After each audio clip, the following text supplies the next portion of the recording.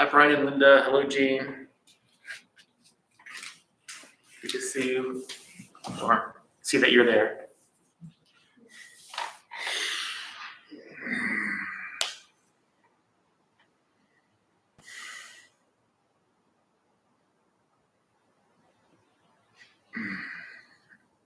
And so it's 7 o'clock now. We'll give it just like maybe 2 more minutes, and then we'll start. It's a tight schedule today, so we'll get right on it.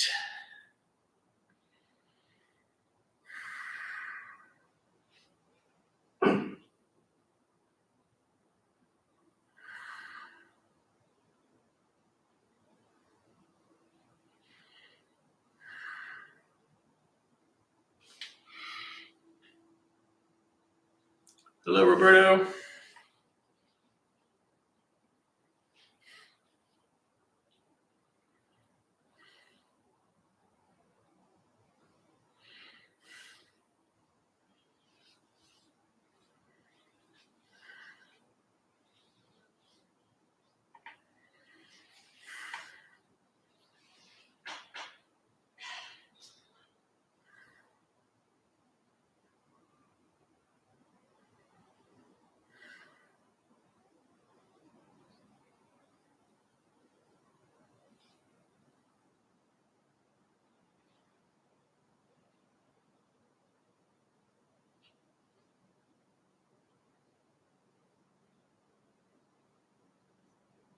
Okay, I guess we can get started.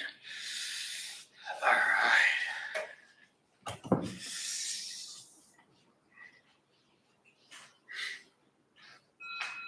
Yep. There. Good evening, everybody. Welcome to the Wednesday night loving kindness class. My name is Alex. It's wonderful to be here with you. Tonight's a little bit different, so we are going to have a quick meditation because that's what we do here. But we're also going to have I'm going to tell the Enlightenment story of the Buddha.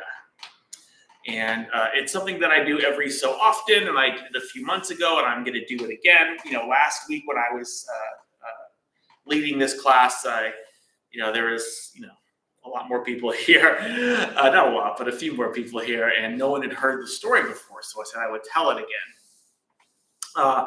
And so I changed the title, like on YouTube, to the Buddha's Enlightenment Story, even though we are going to have a brief meditation for about 15 minutes. Is anyone here who is new to the Dharma Bum Temple? It's like my 3rd time here. Okay, well, welcome. Is there anyone here who this is not your first time to the Dharma Bum Temple, but maybe this is your first time to Wednesday? Oh, all right. So good. Oops.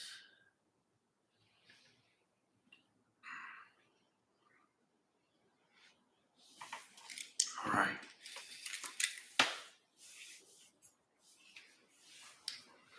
Hello, Roberto, again. Hi. All right, so let's go ahead and get in our seated position. I'm going to go ahead and guide this meditation.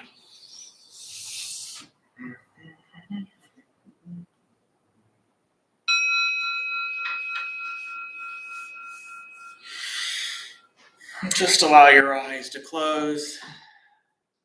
Just making sure you have that position that's nice and comfortable for you and sustainable, so you're not likely to move around too much.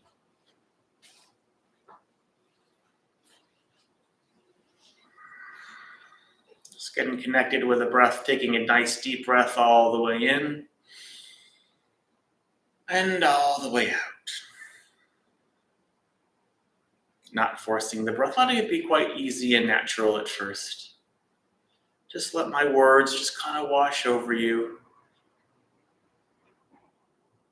Don't have to fixate too much on the instructions. They're pretty simple. Just for the next minute, just to get connected to the breath.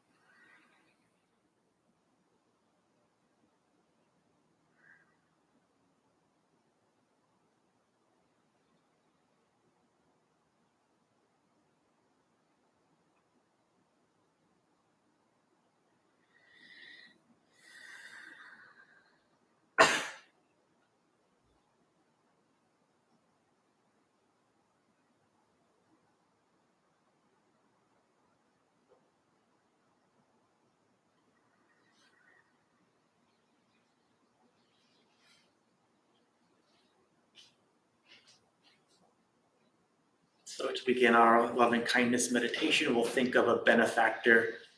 And a benefactor is just a loved one, anyone who has shown you great love and great kindness. And we're just going to radiate loving kindness to them, wishing them happiness, wishing that they do the things that cause happiness, which is just positive thoughts, words, and actions. You can even picture them in your mind's eye, just radiating loving kindness to them.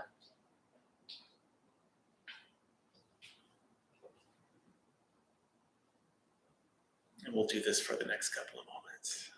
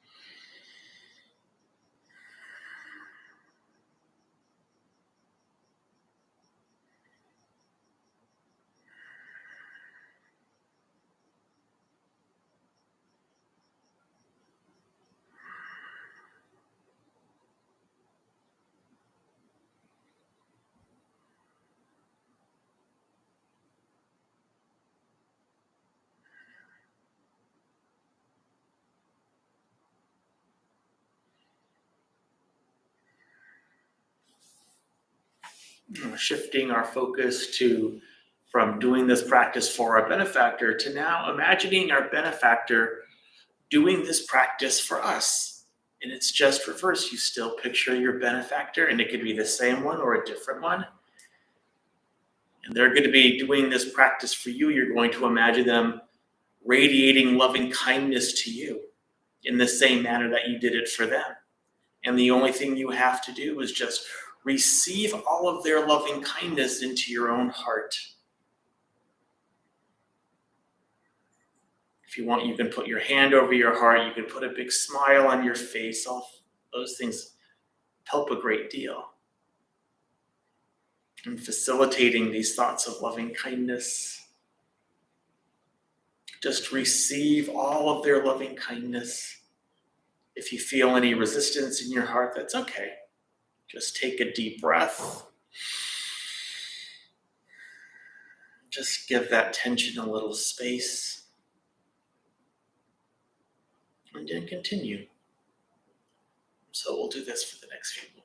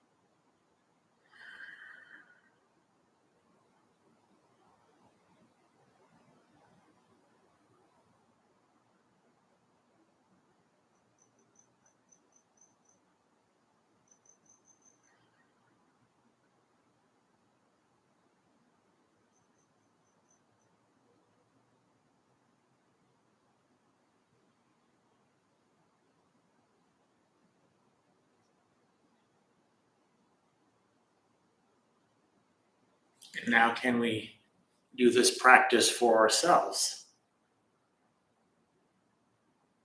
Can you radiate loving kindness back to yourself? Or if that seems too strange, you can just repeat phrases.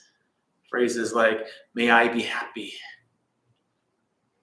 May I be safe from inner and outer danger. May I be well in body and mind.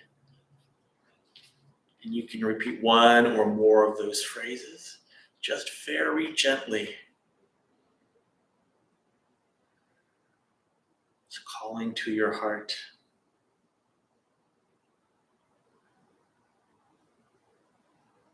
Making your heart bigger, which is what this practice does.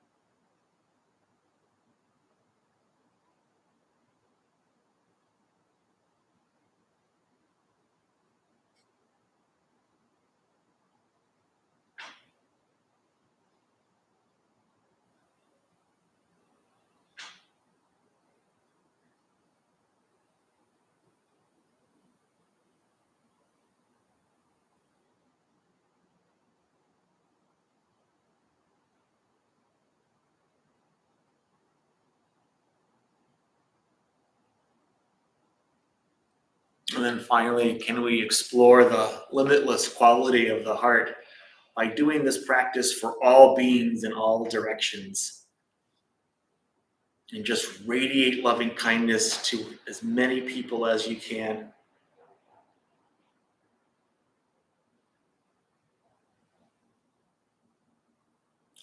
Whatever living beings there may be,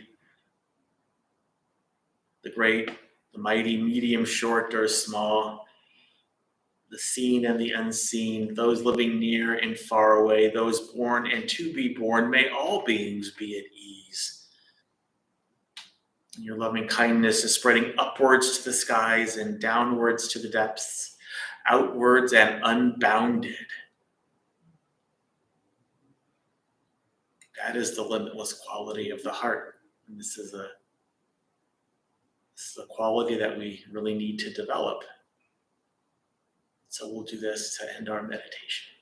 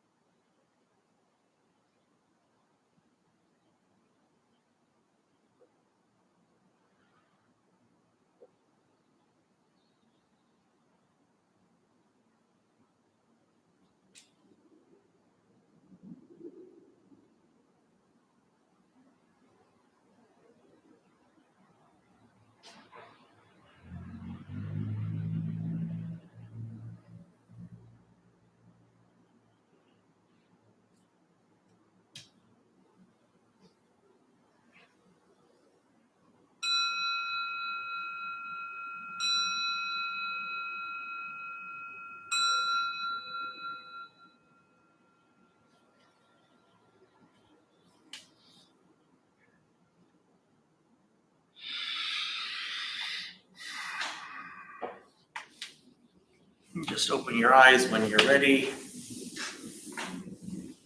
Just take the next moment or two out in silence as you stretch your arms and you stretch your legs.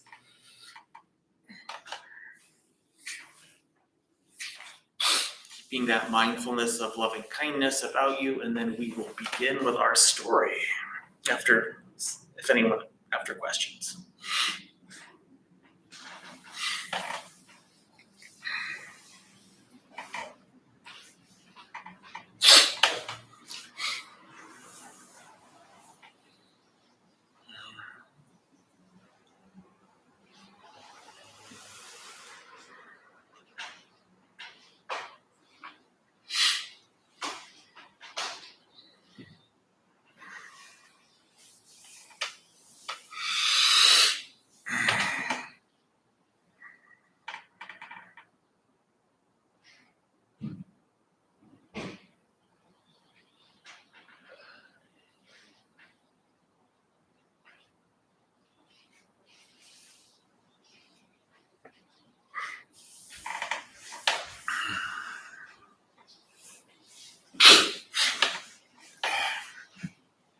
Okay. So this is a relatively short meditation. It's kind of condensed, but still could be very effective. It's not the time. It's the how concentrated were you and how much you were able to do of the meditation. Any questions that I can answer regarding the instructions? Excuse me. The instructions or anything that's related to the meditation, anything that you may have been going through during this meditation, your experience of this meditation?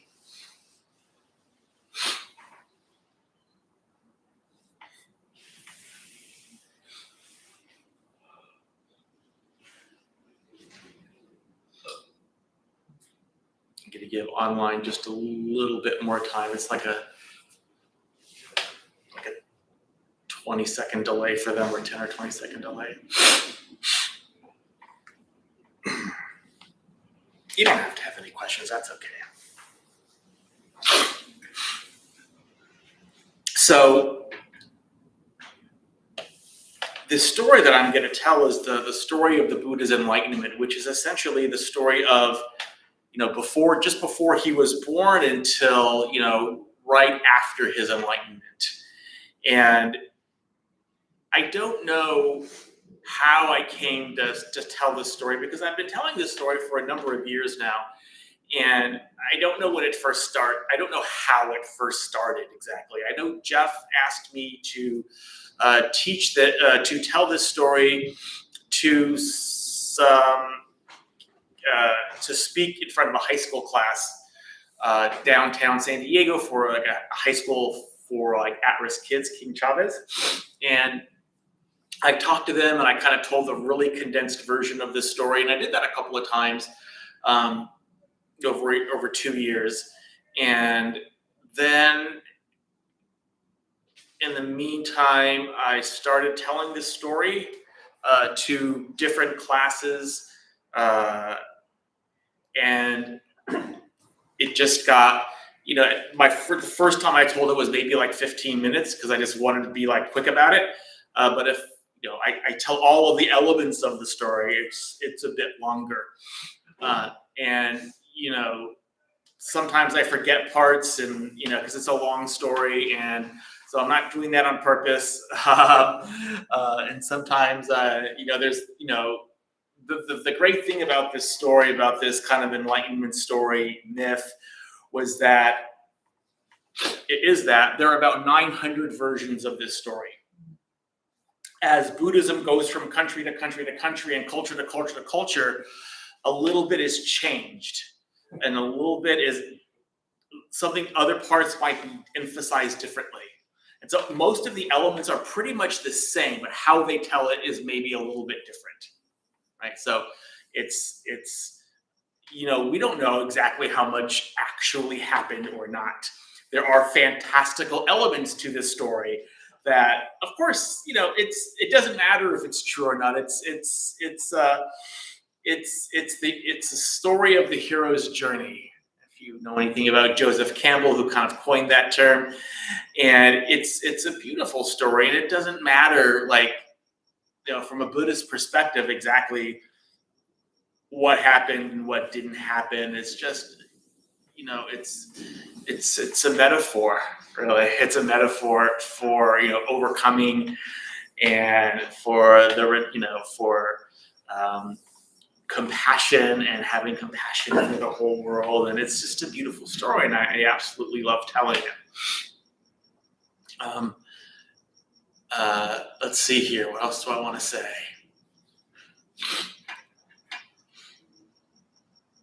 I think that's it. Okay.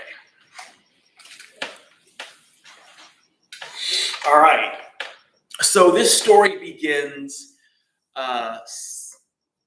several months before the actual historical Buddha who was born. And the story starts in the Sakya Kingdom, which was in India, which is India then, which is now Nepal, in southern Nepal. And the Sakya Kingdom had its king Sudhana and its queen Maya, and they didn't have an heir after trying for a long time. And that was a really big deal, because the king needs a male heir. And so one night, Queen Maya had this dream, and Queen Maya had this dream that this white tusker elephant had a lotus in its trunk, and as an offering, and had entered her right side. And when that happened, the earth shook. The earth shook with a great force, as the earth shakes during any momentous occasion. And the queen asked the local Brahmin what this dream was about, and the Brahmin goes, "Oh, that dream now means that you are with child." And She was. She was with child.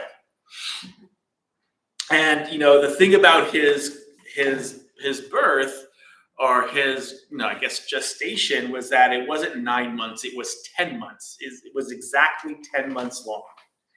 And during this time, something overcame the queen so that she couldn't have any ill will or kill any living beings. She was unable to speak anything but the truth.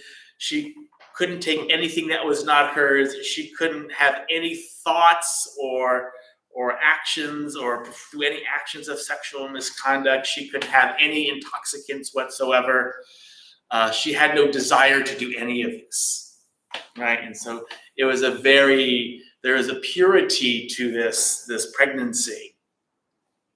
And as was the tradition at the time, is that the tradition was when you had your child at the home of your mother. So she knew that this baby was going to come soon, and so she packed up everything, her guards, her security detail, her ladies in waiting, her everything that she had, and she made her way to her mother's house. So she was on her way to her mother's house, and a little bit of the ways in, or we don't know exactly how far in she was in this journey, she said, "Stop. I'm going to have this child now." So she tells everyone to stop. She gets out of her carriage. She goes to this tree. Her back is to this tree, and just instinctively she puts her hands up like this, and the branch of the tree lowered itself down so she can grab the branch of the tree. And this is how she had the child, right? And so she has the child, and this beautiful baby is born, and the baby walks 7 steps. And points to the sky and says, "This is my last birth. This is my last birth." And then they don't need to go to her mother's house, and so they head back. And unfortunately, 7 years later, the mother dies. Queen Maya dies. And when he was born, again, another momentous occasion, the earth shook with a great force. And so they head back, and, the mother passes away. And when the earth shook, when he was born, it awakened, or it got the attention of a great sage who was living in the mountains. The sage was named Asita. And Asita knew something was up, because the earth doesn't shake for just any reason, right? So he makes his way down. He knew it was in the Sakya kingdom, and he goes down, and he goes directly to the king, and he says, "Where is this child? I need to see this child." And you would think that, how dare some sage come and just make these demands of a king? But you see, they had the caste system in India of the time, and the Brahmins, which he was the highest caste. And he could do basically anything he wanted to do, because the king was the one caste lower, the warrior caste. And so he comes and he makes a demand of the king. The king reluctantly says, "Well, there he is." And Asita goes to the child and inspects the child for a while, and the king goes, "Well, what do you see?" A bit impatiently, and he goes, "This child has 2 possibilities in its life. This child can be a great warrior king and unite the 16 kingdoms of India into one kingdom, one country. Or he could be a great wheel-turning religious leader." Those are his 2 options. And of course, this warrior king, Sadhana, made up his mind. He knew what he was going to do. He was going to be a king like him. That's what his heir was going to be. And he looks back at Asita, who had tears in his eyes, and he goes, well, what's the matter? And Asita looks up at him and says, this child is going to do great things, and I will never see because I'm too old. My time on this earth is almost done. And I will never see the great and wonderful things that he's going to accomplish in this life. So Asita leaves, and they give him a name, because it's usually 1 week after the child is born, they have a naming ceremony, and he's given a name. And they named him Siddhartha. And Siddhartha means one who accomplishes his goals. And so the king had a plan. The king goes, if these are his only two choices, warrior king or religious sage, and I don't want him to be a religious leader. I don't want compassion to awaken in him, this big heart of compassion. So he's not going to see any suffering whatsoever. So he had 3 palaces built for Siddhartha, one for the summer season, one for the rainy season, one for the winter season, one filled with, had a pond of white lotuses, 1 red lotuses, 1 blue lotuses. And he never saw any suffering. Whenever a flower was around the palace that was starting to wilt, they had it plucked. When anyone started to cough or show any signs of illness, they were removed.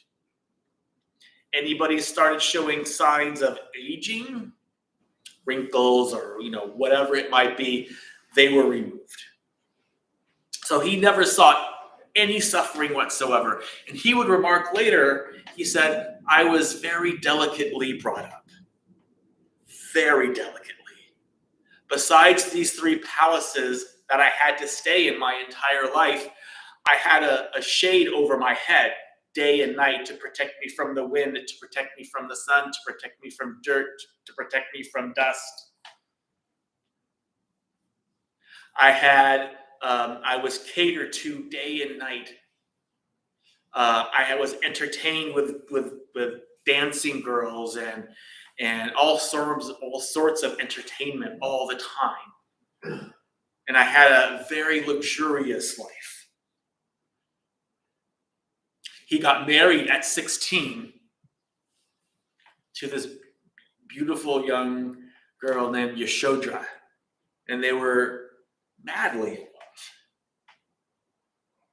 Yet at the same time, he learned the Vedic religion. At the time, he learned a lot of ways to be a warrior king, and so he learned a lot of battle strategy. He learned a lot of wrestling and hand-to-hand combat. He learned archery. He learned horsemanship. He learned all these things that a warrior king would need to know in order to be a great king. And he was really, really, really good at all of it. He was excellent. And he had no problem doing any of that stuff. And, so he lived like this incredibly privileged, delicately brought up life for 29 years. He went out into the village, or he went out to see, regular people. But the times that he did that, it was a very kind of a catered affair. I mean, it was all the, he could only see certain things. And then the king made sure that he only saw certain things, only the good parts of people, only the happy people, only the young people, only the healthy people. And this is how he lived, and this seemed really, really normal to him. And, one day at 29 years old, he was I think he was practicing his archery, so he was like, bullseye, bullseye,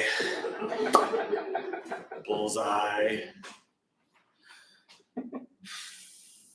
And then he looks at his charioteer, Chana, who is also a very good friend. He says, Chana, let's go out in town. I'm bored, tired of doing this. And Chana goes, no, we can't go out in town unsupervised. You know that. Oh, it's going to be fine. Don't worry about it. I'm the prince. You have to do what I say. Come on, let's go. He goes, okay. And so he goes out with Siddhartha into the city.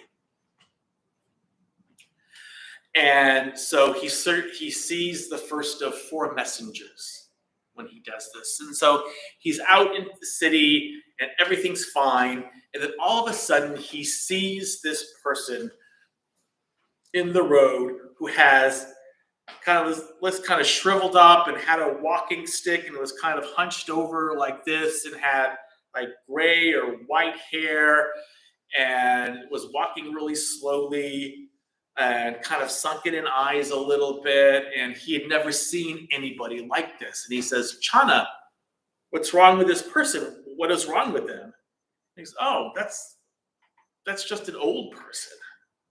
That's a person who's lived many, many years. And Siddhartha had never seen anything like that. And so he said, well, does everybody get old? Because of course everybody gets old. Everybody gets old, and you're going to get old. Your parents are going to get old. I'm going to get old. Everybody's going to get old. He's never seen old. He doesn't know what old is. And so he's very disturbed by this. This really upsets him. And they go back to the palace. His dad, the king, Sudhana, finds out that he's been into the city unsupervised. He is not happy. And so he has to find some way to convince him that he didn't see what he saw, I guess. And so he puts on a play that night, kind of making fun of old people. Old people, ha ha ha, don't worry, this isn't going to happen to you. Right? And it kind of works, This is the first time he's seen something like this. That's fine. And so a little while later, he goes out into the city again with Chana, and Chana again protests. You're not supposed to do this. And Siddhartha says, I'm the prince. I can do whatever I want. Take me out. Takes him out again. Sees the old person. Doesn't like it, but okay. He gets it. Old person, check. All right. And then he sees this person in a hut through a window who is just, his face is kind of discolored and he's like coughing up blood and coughing up like phlegm and all these different types of horrible things. This is a person who's clearly very ill, perhaps even near death. Again, Siddhartha had never seen anything like this before. This is completely new to him. And so he asks Chana, what is this? What is wrong with that person? Chana goes, well, that's a sick person. That's a sick person who's ill and who needs a doctor, who needs medical care. And so he asks Chana, well, does this sickness thing, does this happen to everybody? And Chana goes, of course it happens to everybody. I'm going to get sick. You're going to get sick. Your parents are going to get sick. Everybody gets sick. Everybody gets sick. You can't stop getting sick. It happens to everybody. He's really upset. They try to do the play thing again. The king is also not really happy still that he went out again. The play thing, making fun of sick people. Oh, don't worry, this is not going to happen to you. Works, kind of. He was certainly less fooled than he was before. They go out again into the city. He sees the old person, check. Sick person, check. And then a little while later, they see this corpse on the side of the road. Now, again, this is 2,500 years ago. There are no cemeteries. They had what are called charnel grounds. And charnel grounds are basically where they threw the bodies of dead people, and they would get eaten by the vultures and the jackals and the wild dogs, etc. But a lot of times they would just leave these bodies on the side of the road until they disposed of them somehow. He had never seen anything like this before and said, Chana, what is wrong with that person? And Chana goes, oh, well, this is a dead person. This is a person whose soul has left their body, and this is just an empty shell. Life has left this person. And he's really, really upset. He goes, does this happen to everybody? And Chana goes, of course this happens to everybody. I'm going to die. You're going to die. Your parents going to die. Everyone you love is going to die. Everyone near you and near and far, they're going to die. Goes back. The play clearly is not working. Because again, seeing this old person, the sick person, the dead person, compassion is building in his heart. He had never seen any of these things before. They were disturbing him so much and upsetting him so much that he said to Chana, let's go out again. The fourth time. They go out the fourth time. He sees all these things. Okay, I understand these things. And then they finally see this person sitting at the foot of a tree. Now, all ascetics weren't the same in India 2,500 years ago. Some ascetics, like this particular one, had really, really long hair and these ochre robes, which was traditional. And since they didn't have zafus and meditation cushions 2,500 years ago, a lot of times they would let their hair grow really, really long and then bunch up their hair and sit on it. And that's what they would do. Some of them would do. And so he sees this person. He'd never seen anybody like this before. And he says, Chana, who is this person? He goes, well, this is an ascetic. This is a meditating monk. This is a religious person who's trying to find a way out of old age, sickness, and death. He's trying to find a way to escape the cycle of reincarnation, which was a very typical belief back then. Not everybody believed it, but it's a very common belief back then. We're trying to escape the cycle of birth, life, old age, and death, and sickness. Trying to escape this cycle. And Siddhartha goes, so do you think that this is even possible? And Chana goes, I think so. I don't know. I mean, people have been doing this for a really, really long time. And that was really a common belief at the time. And so he sees these four messengers, and especially this last meditating monk who is trying to escape this cycle that we're all in. And this incredible heart of compassion arose in him. And he knew what he needed to do. He needed to find a way out of old age, sickness, and death. He needed to find freedom. Freedom of the heart, freedom of the mind. And he went to tell his father that this is what he wanted to do. And his father didn't want him to do it. He was very much against it. Obviously, he's going to lose his heir. And so one night soon after, he made up his mind that tonight I'm going to go.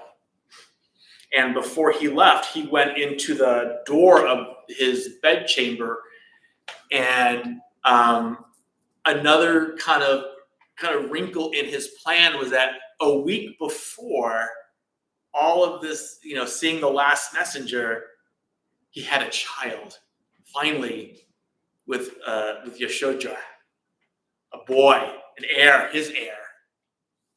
And this baby was a week old.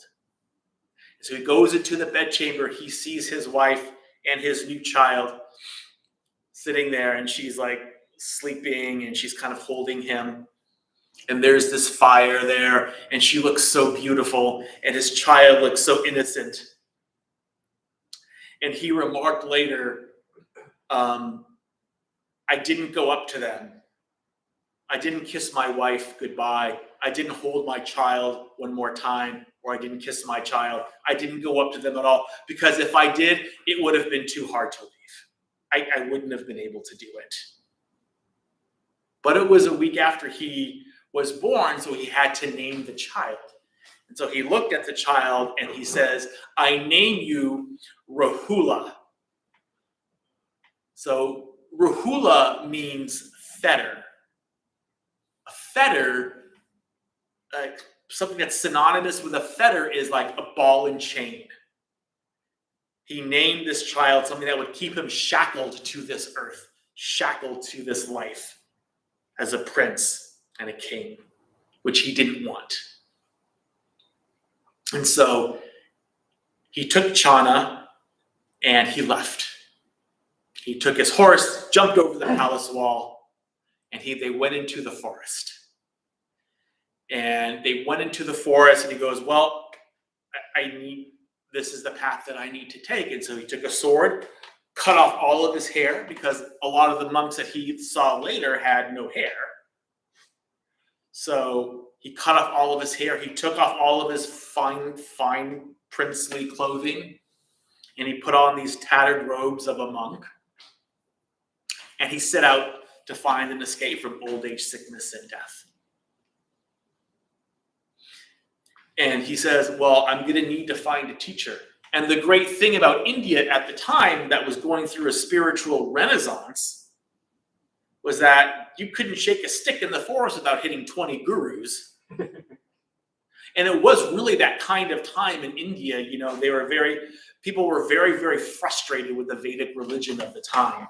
You know, these Brahmin priests telling people that they needed to pay all of this money for all of these ceremonies and rituals just so that they could have a good harvest, or they could remove a curse or anything like that. And it was very corrupt. It had gotten very corrupt, and people were really fed up with it. And so, yes, they were plenty of gurus in the forest.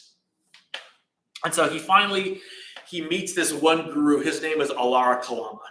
Alara Kalama had a really good reputation, and Alara Kalama could get to this meditative state called nothingness. In Buddhism, it's like the third of the fourth formless states. It's a really high state. And so he studies under Alara Kalama. He learns his dharma, because each guru had their own dharma, their own teachings. Learns this meditation technique. He can get up to the state of nothingness really, really, really quickly. But the problem was, he'd close his eyes, he would meditate, get up to the state, he would open his eyes back up, and his problem wasn't solved. He was still suffering. He still missed his wife, he still missed his child, he still missed his life. And so after a while, he asked Alara Kalama, have you taught me everything that you know? And Alara Kalama goes, yes, what you know, I know. And, he thinks about it for a minute, and Siddhartha goes, well, thank you very much for your teachings. I'm incredibly grateful to you, but I must take my leave of you because I have not found my answer. And Alara Kalama goes, no. I'll tell you what, you are so good. We will co-lead this Sangha together. We will lead the Sangha together, just you and me. And, Siddhartha goes, I'm sorry, I can't. I haven't found my answer here. That's really tempting, to be like the leader of a Sangha, to have all these followers. But he was already a prince, so it didn't really mean that much to him. And so he finds this other teacher. This other teacher's name is Uddaka Brahmaputra. And he learns Uddaka Brahmaputra's dharma, his teachings. He learns his meditation technique. And Uddaka Brahmaputra could get to this meditative state above nothingness. It's called, in Buddhism, it's called neither perception nor non-perception. It's a very high meditative state, just one before full enlightenment. But he can get up to that. And so he learned this meditation, and he could get up to that state too, our friend Siddhartha. But again, it was the same problem. When he opened his eyes, he was still in pain and still suffering, and he still missed his wife, and he still missed his child. He still missed his old life. Right? And so since he didn't find his answer, he asked Uddaka Brahmaputra, have you taught me everything you know? He says, everything I know, you know. He says, I'm sorry, but I must take my leave of you. I haven't found my answer. And Uddaka Brahmaputra goes, no, stay. You're so good. You can lead the Sangha, and I will be your student. Again, this is very, very tempting. But he said, no, I'm sorry. I have to leave. And so he left. And so a little while later, he hasn't found his answer. And so he meets up with these 5 other meditating ascetics, forest monks, and they kind of band together and they make this pact. They go, we're going to try to find enlightenment. And the first one to do it will go back and tell the others how they did it, if we find it, right? If I find enlightenment, I will go back and teach everyone else how I did it. So they make this pact and they go at it. 6 years, meditating day and night, 23, 24 hours a day. Meditating in the rain, meditating in the heat, meditating in the snow, meditating on one foot, meditating upside down, meditating. A lot of times they would lie on dead bodies in the charnel ground. Because the idea of the time was that they're trying to disidentify from the body. That's how they thought that you found enlightenment, that if you punish the body enough, you would disidentify with the body completely, and then you would be free. This is what they thought. And so they did this for day and night, 6 years, all 5 of them. And one of the 5 was actually his Vedic teacher from when he was a child, which is really, really interesting. He'll come into the story a little bit later. And so 6 years pass. He is no closer to anything. And he looks like this. This statue is called the Emaciated Buddha. This signifies our struggle, our struggle. Because he struggled too. And after 6 years, he looked like this. His hair was dry and brittled, what hair he had. His arms were super thick, super like twigs, so thin. His eyes were completely sunken in. They say if you touched his belly flesh, you felt his spine. And if you touched his spine, you felt his belly flesh. He was completely emaciated, near death. And so this farm girl happened to be walking by. Her name was Sujata. And Sujata had this rice milk with her, this kind of porridge of rice milk. And she saw Siddhartha sitting there near death, meditating.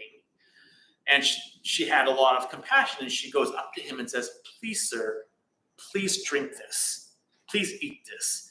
You're about to die if you don't. Please. And Siddhartha thinks about it for a minute, and in his head, he's going, it's been 6 long years, and I am no closer to finding the answer to my problem as I was 6 years ago. And now I'm near death doing this. I have clearly not done this the right way. What if I take the milk, eat it, get my strength back, and then come up with a new plan?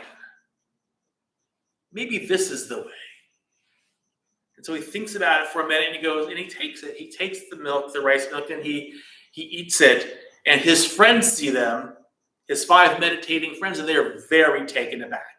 And they're going, Siddhartha, you're a food eater. You're a food eater. You're a sellout. You're not serious about the path.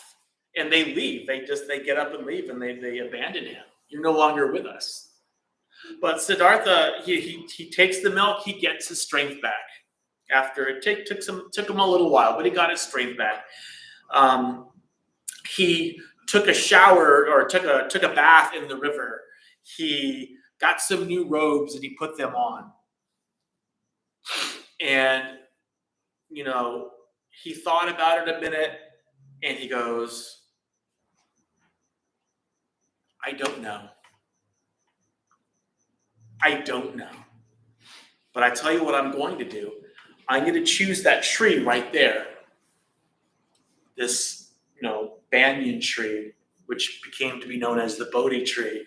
And so he chose the tree, and he goes, I'm going to sit underneath that tree. And I don't know how I'm going to do it. I have no idea. I don't know how I'm going to do it, but I'm going to sit underneath that tree until I find my answer.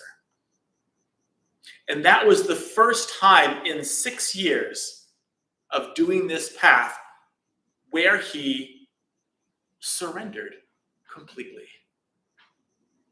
He surrendered completely.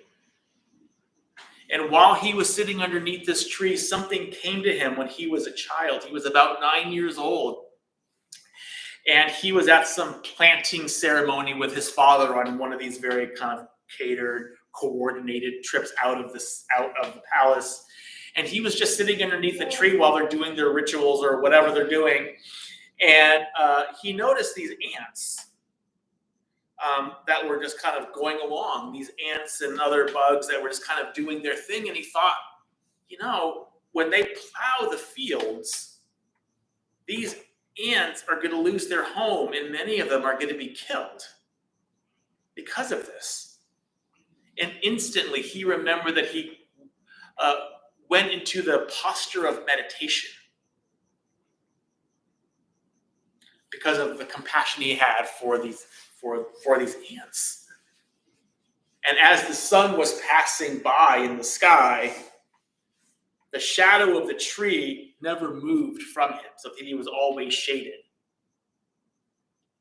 And he remembered that, and that gave him confidence. That gave him confidence that he can do it. I can do this. I've done it before. And so he's sitting there and he's meditating, and after a while, he gets really, really close. Right? Really close to finding enlightenment. However, Mara, the tempter god, doesn't like this. And Mara can also be known as like the ego. That's another way to look at Mara. But in this story, we look at Mara as an actual being.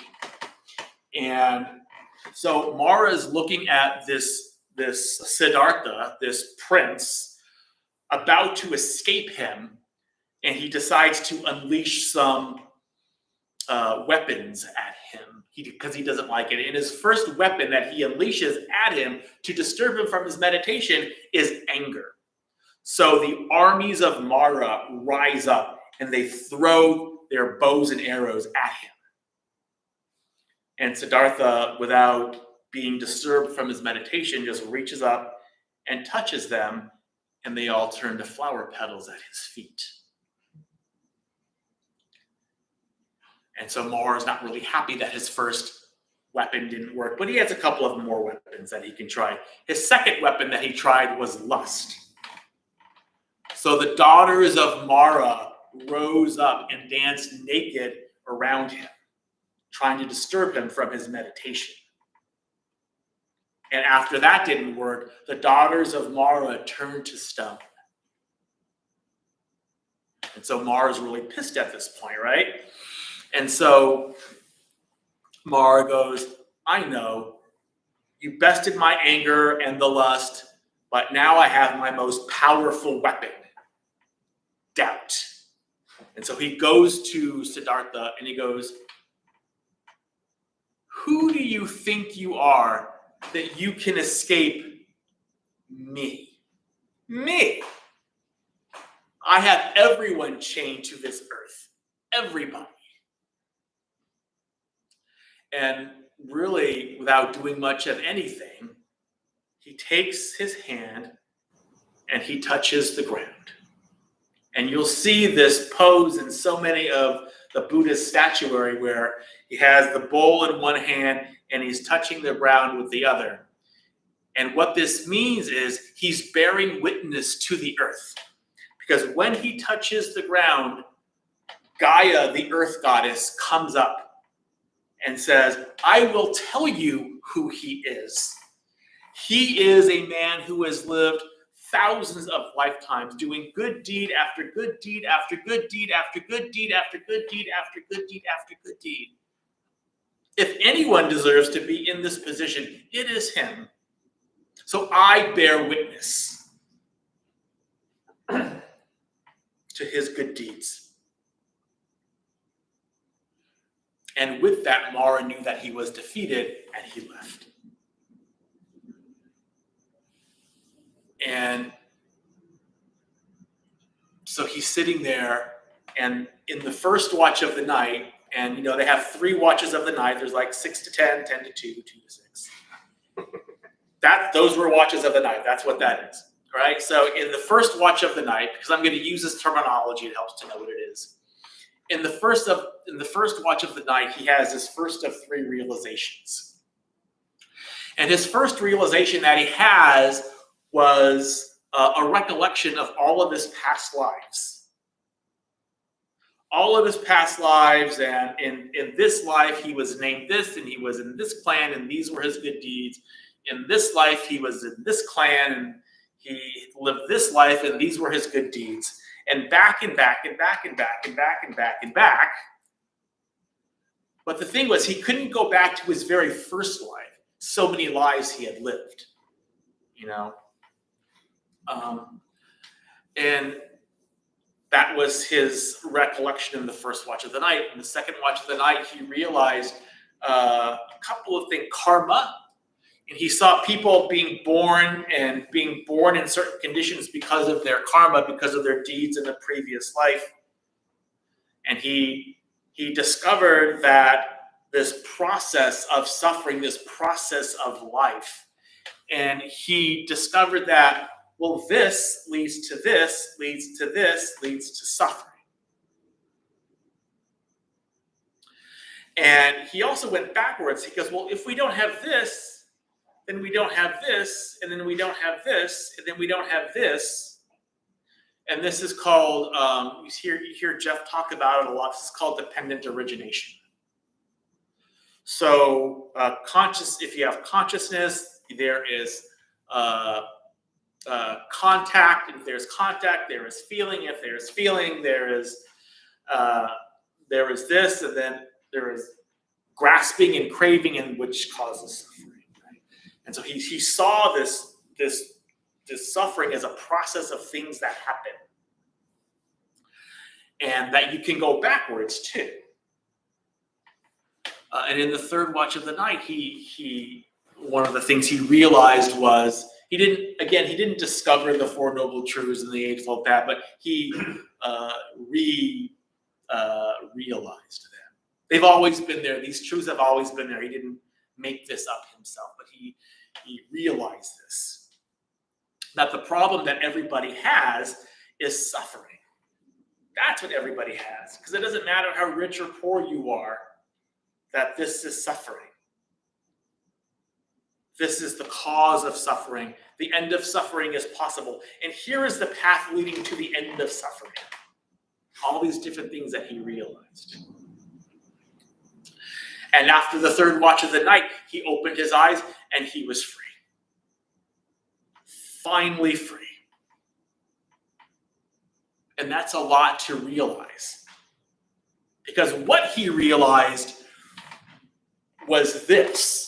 If I can make this kind of give you like a visual. What he realized was this. What he taught was this. Because this is the only thing that matters, the way out of suffering. So in all these 84,000 teachings that we have in Buddhism, they're all this. Because this is the way out of suffering. So he's sitting there, and there's a lot. It's a mind trip. It's a mind, to realize all these different types of things. And so the thought came to him, well, maybe I won't teach because people may not get this. And right when he had this thought, one of the devas in the deva realms, his name was Sahampati, came down to him and told him, no, you must teach for the benefit of all mankind. If you survey the world with your mind, you will see that there are people with little dust in their eyes. They will get it. And so he surveys the world with his new powers, and he realizes, yes, there are people with little dust in their eyes who will get it. And so he decides that, yes, I'm going to teach. And so he sits there, because this is a lot to realize. And he sits there for about 7 weeks. You know, it all depends who you ask, but we'll just say 7 weeks. And, you know, one time there was this big storm coming, and the Naga king, the serpent king, saw him and had compassion, and then coiled himself around the Buddha's body 7 times, and then you know how like a cobra has their like kind of cape there in his head, kind of unfurled his cape or over the Buddha's head and protected him from the elements. And you'll see that in a lot of Buddhist iconography, like the serpent wrapped around him, and then there's the cape over him. Well, that's what that is. His name was Muchilinda. I was struggling with his name for a minute. Muchilinda, the Naga king. And so he goes, okay, I'm going to teach, but who do I teach? And he remembers the pact that he made with his 5 friends. And he goes, okay, well, where are they? Really quickly, when he became enlightened, the earth shook again. Forgot to tell you that. Another momentous occasion. The earth shook again. So he surveys the world with his mind, and he realizes that his friends are in this deer park in Benares, and so he goes there, and on the way he meets a passerby, and this passerby looks at him and goes, "Oh, sir, you look just something about you that looks right." And who is your teacher, friend? He goes, "I do not have a teacher. I have found enlightenment through my own efforts." And this man goes, "Oh, may it be so." And he leaves. And the thing about that, you can kind of look at that as his first attempt at teaching, and he failed. Because "may it be so" basically just means, "Oh, good for you," and he leaves. You know, so he failed his first time of teaching, because this guy thought that if you're enlightened, you're supposed to look magical with this big halo, and all these different types of things that you see a lot of times. And he didn't look anything like it. He just looked ordinary, like an ordinary human being. And he didn't realize that could be enlightenment. And so he goes and he finds his friends, and he's on his friends see him coming off in the distance, and they go, "Oh, that's Siddhartha, the food eater. Just ignore him. We're going to ignore him." And so he gets a little closer, and they realize that something is different about him. And they go, "Well, okay, we'll make a seat for him, but we won't talk to him." And then he gets really close, right next to them, and they see that something is different. And they say, "Friend, something looks different about you." And they say, "Do not call me friend. I have found enlightenment through my own efforts. I am no longer Siddhartha. I am the Buddha, the awakened one. And you will address me as such." And they knew that he was telling the truth. That he was no longer Siddhartha. He was now the Buddha. And so right there in the deer park in Benares, he gave his first sermon. It's called "The Setting in Motion of the Wheel of Dharma." His first sermon, called the Dhammacakkappavattana Sutra. Big tongue twister. And if you take a look over that door right there, over the door you came into, that is a visual representation of the Buddha giving his first sermon. That's the setting in motion of the wheel of Dharma. And when he did that, the earth shook. Because that, again, another momentous occasion. So, what time is it? I bet it's, I'm sorry, I've kept you guys. But sometimes I just get into my story. That just takes me a while. So that's the story of the Buddha's enlightenment. And he taught for 45 years, and he died when he was 80. And when he died, the earth shook. And that's why we're here, trying to find a way out of suffering. And he went through a really hard time, just like we go through a really hard time. And so when we're going through a hard time, that's why we have this statue here to remind us, oh yeah, you too. Okay, you too. So yeah, you're like me. So you struggle too. It's okay if I struggle because you struggle too. So that is my story. I hope you enjoyed just the story. It's a wonderful story that I love telling. Any questions before we end tonight?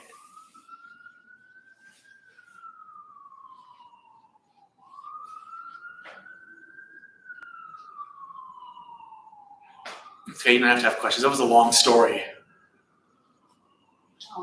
Maybe Yeah. just in the story, when he was enlightened, what age, or was that like 7 years after? Yeah, so it was, he went out into the forest for the first time at 29. He was enlightened at 35. So spent 6 years there.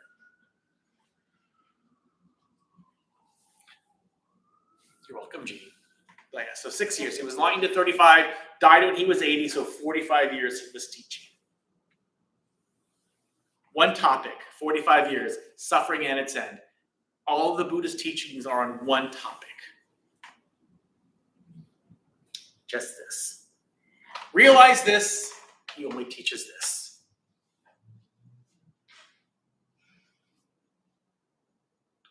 Well, thank you guys. Thank you for staying. I appreciate it.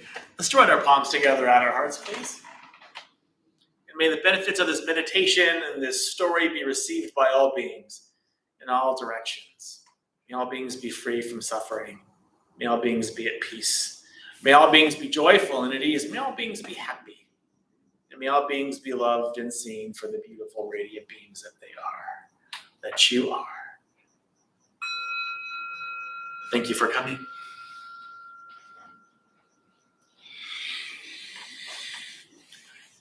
Thank you, guys. Have a wonderful rest of your Wednesday, wonderful rest of your week, and we will see you next time. Thank you. Thanks, Tino.